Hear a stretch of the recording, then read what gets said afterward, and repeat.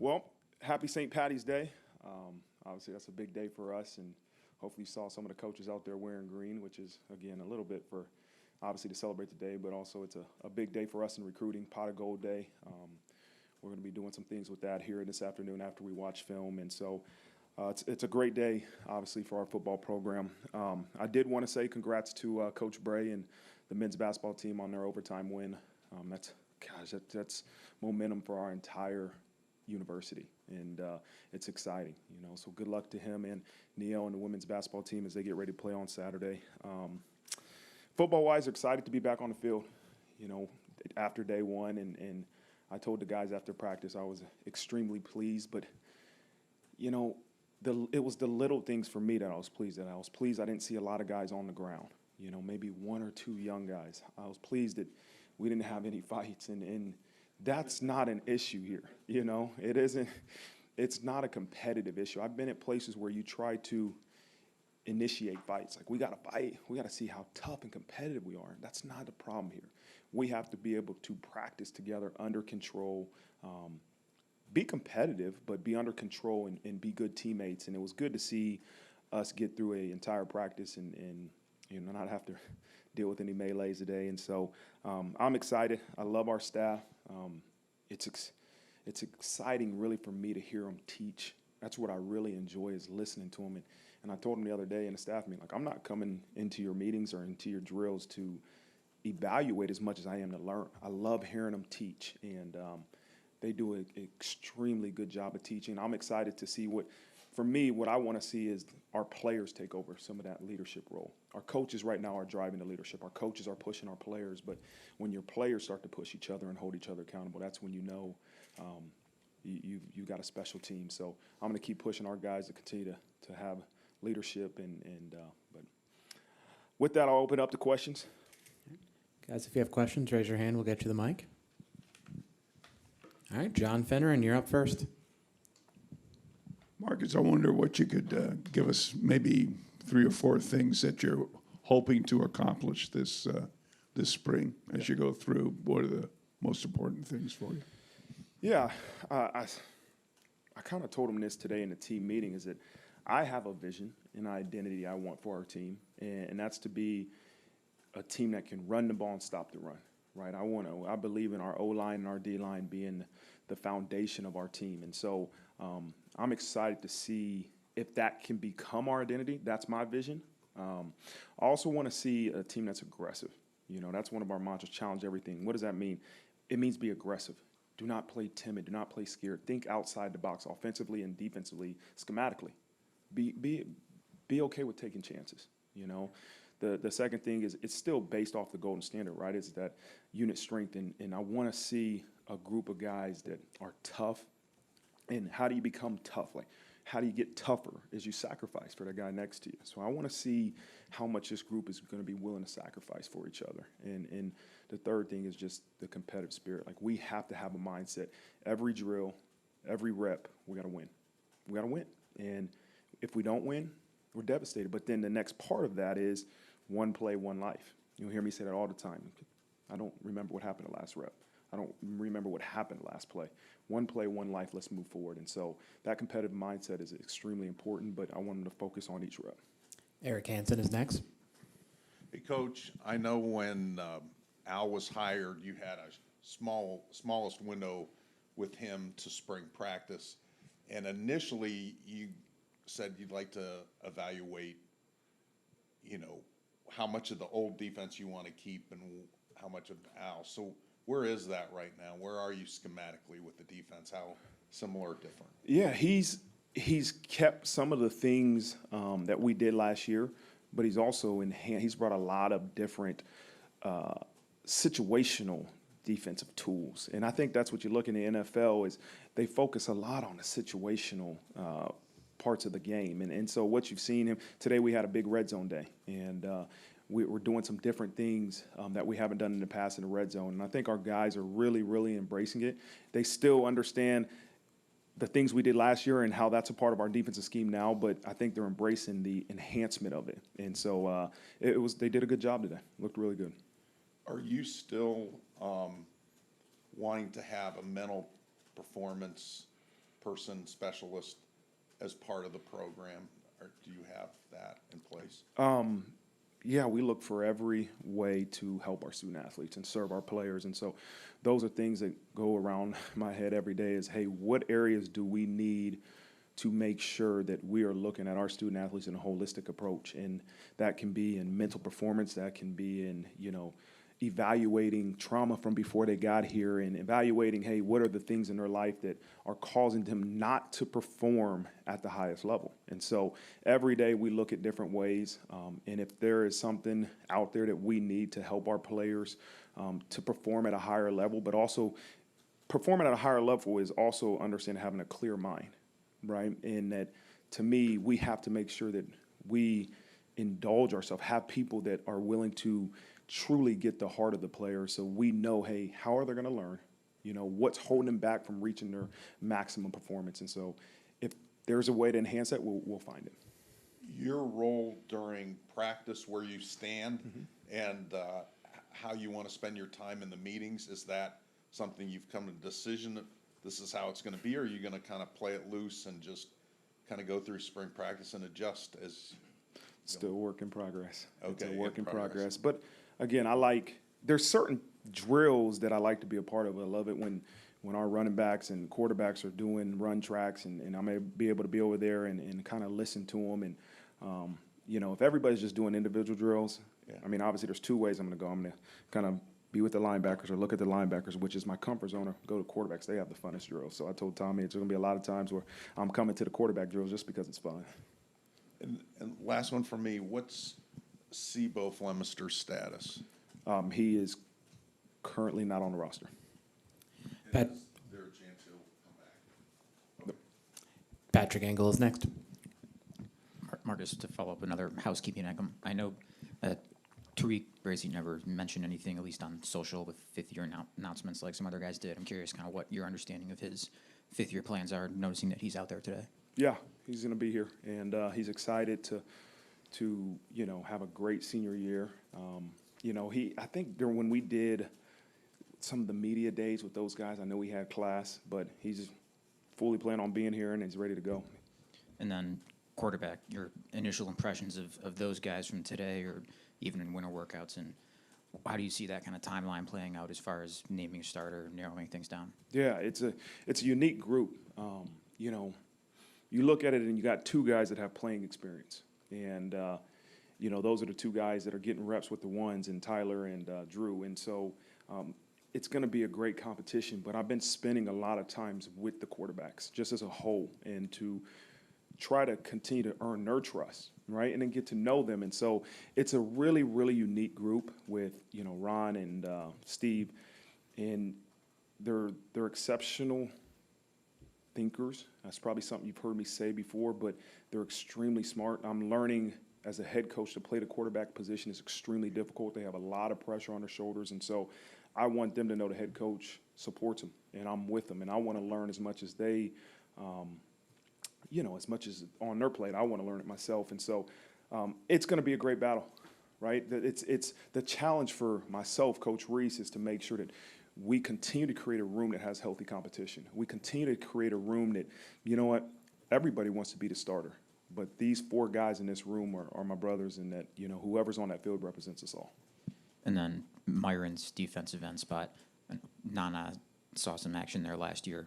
Riley Mills made the one start for him. How do you see that kind of shaping out, and who's kind of in the mix there? Yeah, we're going to figure it out. You mentioned Nana, you mentioned Riley, you mentioned Alex Aaronsberger. I mean, there's going to be a great competition for the field end spot, and it's going to be we got to figure it out through the course of 15 practices, right? Hey, what is our best 4D lineman to start a game? Obviously we're going to use 8 guys, I'm sure, but we got to figure out what's the best 4 to start a game. What's the best combination? And it's tough with Jason being out for spring, but we know what Jason can do.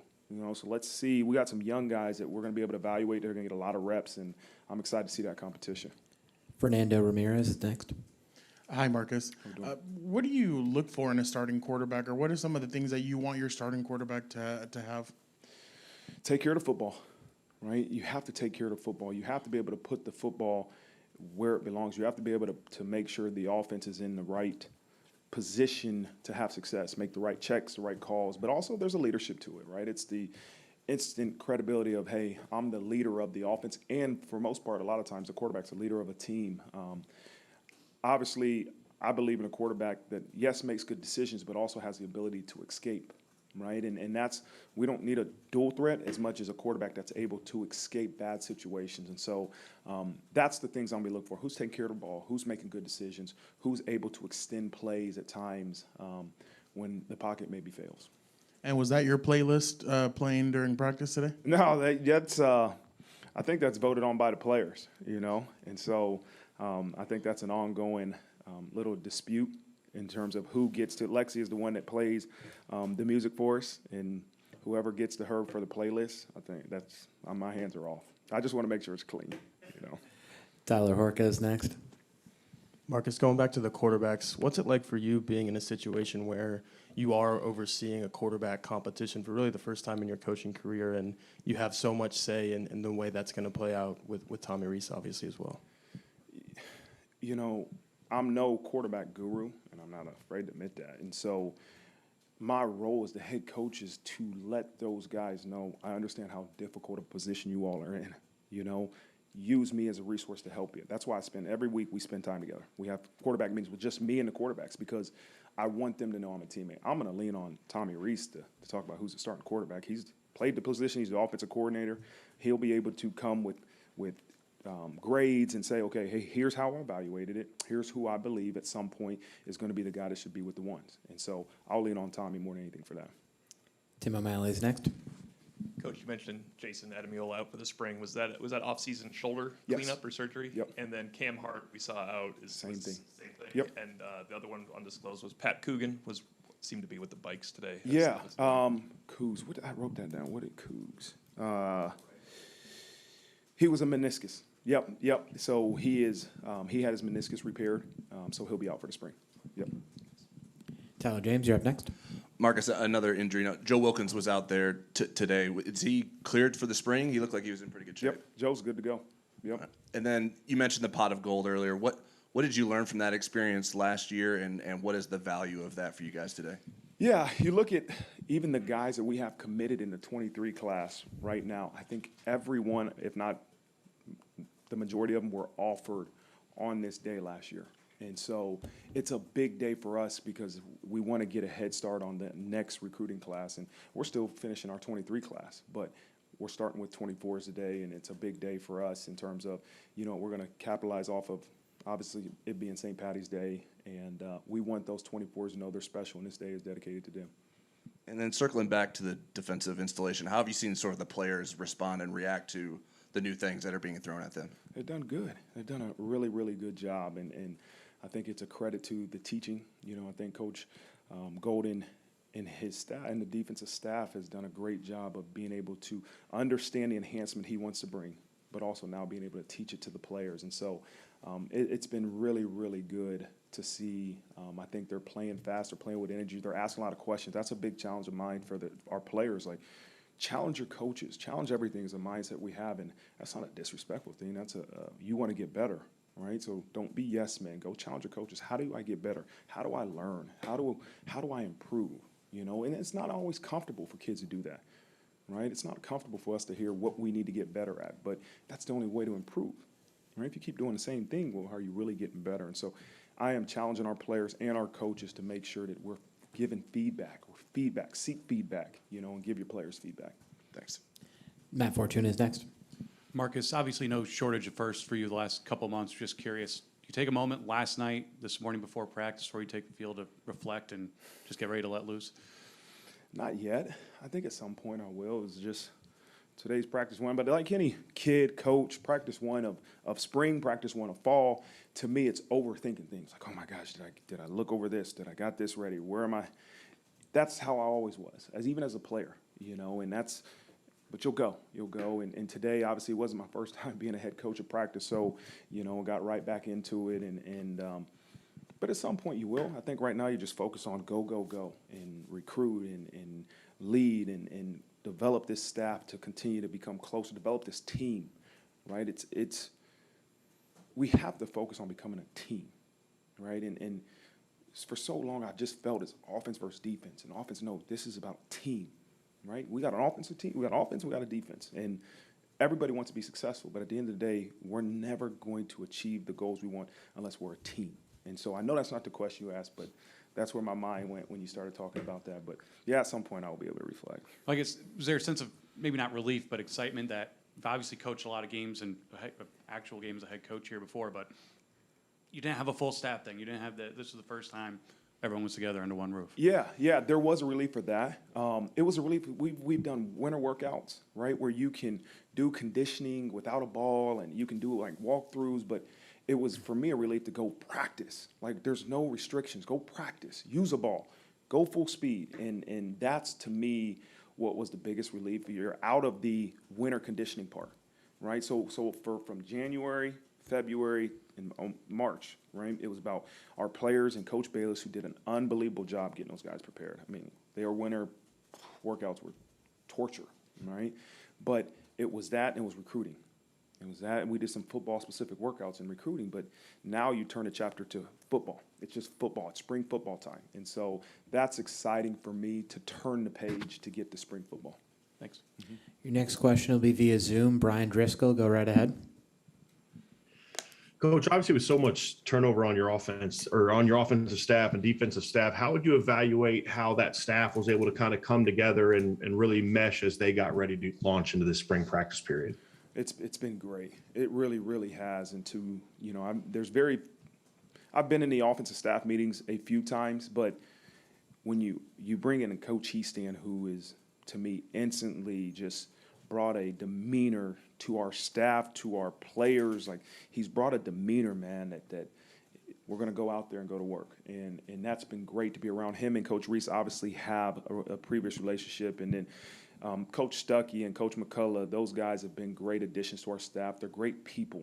They instantly just raise your energy when you're around them. And Coach Parker is a guy that I've known obviously since my days in Purdue. And I knew what he was going to bring to the staff. I knew he was going to be able to gel with those guys and help elevate the play that, that we're looking for in all aspects. And so I've been really, really pleased with our offensive staff. Pete Sampson is next. Marcus, you mentioned sort of a player-led team, and are there voices you're already hearing that like you feel like are going to fill those roles, and are there any sort of changes to the systems you try to put in place to bring those voices out? Well, I think it's a consistent message from everybody, from top down, that, hey, there is no leaders by example. We talked about this. You heard Jerome Bettis say it, like, if you're not holding your teammates to the standard and accountable, then you're just letting them do below the standard, right? And so a lot of times you hear leaders by example are the best ones who just don't say anything. He's just a guy that does things really, really well. And so it's the message, the continuous message that we preach to those players. Two natural leaders are the two returning captains between Avery and J-Pack. Both of those guys are injured. And so that's tough, because you don't have a captain that's on the field with them. So it's still something we're trying to promote. You have to be able to point it out. Hey, if you see somebody and don't say anything, well, you're just letting them perform below the standard. And so I think it's that constant message, man, and that reinforcement from everybody from the top down. A personal standpoint, Maris practice of the bowl game, you got a half a camp with him last August. Like, where do you feel like he can fit in Al Golden's defense? How versatile can he be? Just like your sort of assessment of where he is on the road back. Yeah, he's a super versatile player. I knew that last year when I was here, and that he could play all three linebacker positions. He could even play a viper if he needed to. He could have been, last year he was one of our most dominant pass rushers on third down in fall camp. And so he brings an energy. He brings a physical demeanor. What Maris has improved at is being able to control his physical actions, right? You can play as hard as you can. You can bring a type of energy, but if you can't control your body to accomplish your job, then you're out of control. And so that's the challenge of Maris is how do you play at a high level? Can you play all these positions, but be able to control your actions where you have production and you complete the job at hand? You referenced Jerome Bettis. I was interested in sort of the ways you've leveraged that relationship to benefit guys on the team, and just sort of what you feel like the program is getting out of that. More than anything, it's to benefit me. I've been meeting, since he's gotten to campus, we meet once a week to talk. I mean, it can be a 20, 30-minute chat, or it can be a 2-hour chat, but just kind of, I run things by him in terms of former players. I run things by him in terms of, hey, what things can we do to help our current players? He has this credibility because of who he is, and so the ability to have that guy talk to your team and not tell him what to say, but he said the same things that you're preaching as a head coach. Like, his things that the players upheld the standards, right? The players held each other accountable because the players wanted each teammate to be the best, and he emphasized team. Like, this is a team, and my job is to make you better. And so when you hear him say those things, it's just affirmation that, what, we're saying the right things. And so he's been great. Everybody knows who he is, in terms of recruits, in terms of obviously players, current players, former players. So he's been awesome for us. Mike Berardino is next. What about the captain idea? When you might get to announcing that? Would you front load that, or is that something that might wait until August? Yeah, I think I'll wait. I want to see who becomes the captain, and it's going to be, I don't know how I'm going to do it yet. That's something that I've kind of been wrestling with my mind. Like, hey, there's captains that are voted on, and there's captains that as a head coach that are true leaders, right? And so I don't know if I have the perfect answer yet, but it's going to be something that I continuously think deeply about, because you want those guys that are leading your team to be the right leaders. And then the guys that are working on the side at this point, of those, who do you kind of have some hope that you'll get them back during spring at some point? Let me look at this injury. Would Lug be somebody potentially? Lug's out there. Oh, he was. Okay. Yeah, Lug's out there. Lug's practicing. I'm trying to see. Look at this. Barong, maybe? Nope, he won't. No. He won't. He won't be back. I mean, there's a couple guys that maybe you didn't see that are practicing but aren't full go yet, and so those are the guys that I'm looking for at some point during spring to be able to go full go. And then your early enrollees, are there a couple of guys, you mentioned a couple of guys on the ground, but are there a couple of guys who flashed, even just in the way they've carried themselves so far, that you might want to cite? Yeah, those 4 linebackers, obviously, I watch them because I recruited them, right? So I have a kind of a connection with them. Like, hey, let me see how my guys are doing, and they're all doing a great job between Burnham and Junior and Sneed and Nolan, right? They're all doing a great job. It's trying to get those guys reps. It's not easy. And then you got the corners with Mickey and Bellamy. Both of those guys look pretty good during winter conditioning. I didn't get a chance. I saw Mickey a couple times today, kind of maybe bat some balls down. I'm trying to get used to the numbers, who's in what number, but in what jersey. But it's been good. It's that those young guys are just. I want to just show them what their future's like. When you're young and you come from being this 5-star, 4-star, and you dominate, and you come here and you're just doing winter conditioning, you look around and say, there's grown men here, right? Then you add on top of trying to learn an entire new playbook. And now I just want to just say, don't lose confidence, because all these guys were you guys at some point, right? And so the guys that are be able to become guys that we can count on, we'll see how fast. Some of the guys will become guys that we count on sooner than later, but I just don't want those guys to get frustrated when they see grown men that have done it over and over and over that are in front of them. They're like, maybe I'm not. No, you're really good. These guys were all you at some point. So I'm just trying to keep encourage those young guys, man. Keep learning, hang around the guys that do things right, and then keep studying and keep working your tail off, man. It'll come. Final call for questions. All right, Coach, you're all set. Thank you so much. Thanks, guys.